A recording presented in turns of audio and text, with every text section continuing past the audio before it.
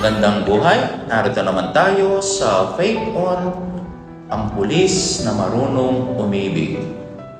Let all that you do be done in love.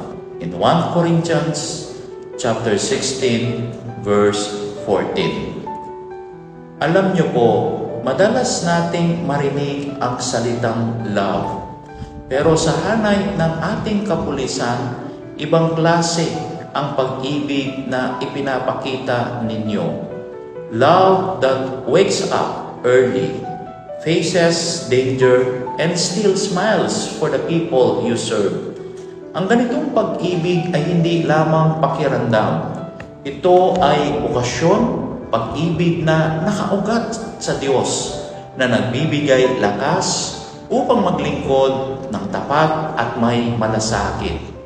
Kahit pagod, may layunin. Kahit tahimik, may dangal. Ang uniforme ninyo ay tanda ng tapang. Oo, pero higit doon, ito ay tanda ng pusong handang mag-alay tulad ni Kristo. Dahil ang tunay na pag-ibig ay paglilingkod ng may kababaang loob at pag-asa. Sa panghuli, sama-sama po tayong manalangin. Sa ngalan ng Ama at ng Anak at ng Espiritu Santo. Amen. Diyos ng pag-ibig at katarungan, pagpalain mo po ang aming kapulisan.